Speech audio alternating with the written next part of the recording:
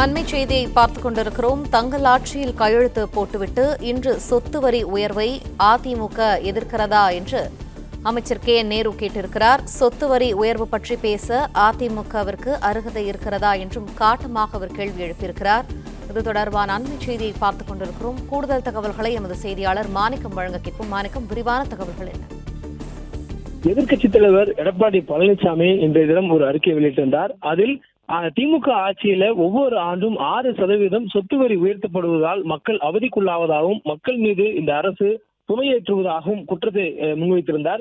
இதற்கு பதிலளிக்கும் விதமாக நகராட்சி நிர்வாகத்துறை அமைச்சர் நேரு தற்பொழுது ஒரு அறிக்கை வெளியிட்டிருக்கிறார். அந்த அறிக்கையில அதிமுக ஆட்சியில் கையெழுத்து போட்டுவிட்டு இன்று சொத்து வரி உயர்வை எதிர்க்கிறது அதிமுக என்று பதிலுக்கு அமைச்சர் நேரு குற்றம் சாட்டியிருக்கிறார்.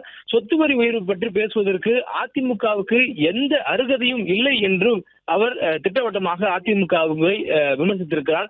அம்பி ரெமோ என இரட்டை வேடம் போட்டு அந்நியன் படத்தில் வரும் வசனம் போல பின்றிய என்றுதான் எதிர்க்கட்சி தலைவர் சொல்ல தோன்றுகிறது என்று நையாண்டித்தனமாகவும் அவர் இந்த விமர்சனங்களை முன்வைத்திருக்கிறார்.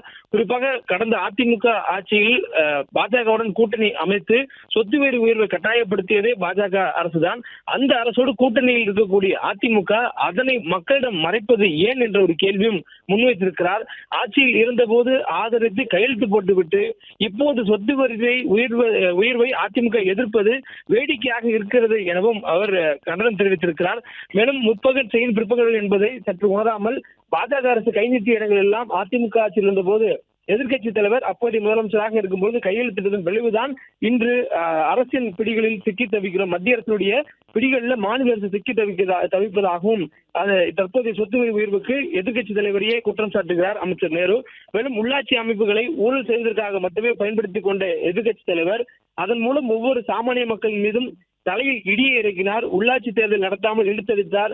அதன் மூலம் உள்ளாட்சி பிரதிநிதிகள் இல்லாமல் எந்த தடையுமின்றி அந்த உள்ளாட்சி அமைப்புகள் நேரடியாக பல்லாயிரம் கோடி ரூபாய் ஊழல்களை செய்ததாகவும் முன்னாள் முதலமைச்சர் எதிர்க்கட்சி தலைவர் எடப்பாடி பழனிசாமி மீது ஊழல் குற்றச்சாட்டையும் இந்த அறிக்கையின் மூலமாக அமைச்சர் நேரு முன்வைத்திருக்கிறார். இதுபோல் எதிர்க்கட்சி தலைவர் சொத்து வரி உயர்வு குறித்து வெளியிட்ட அறிக்கைக்கு பதில் அறிக்கையாக அமைச்சர் நேரு வெளியிட்டிருக்க அறிக்கையில கடந்த அதிமுக ஆட்சி காலத்தில் நடந்த சொத்து வரி உயர்வு உள்ளிட்ட பல்வேறு காரணங்களை மேற்கோள் காட்டி இந்த சொத்து வரி உயர்வு குறித்து கண்டிக்கிறதுக்கு அதிமுகவுக்கு எந்த அருகதையும் இல்லை என்ற ஒரு குற்றச்சாட்டு முன்வைத்திருக்கிறார்.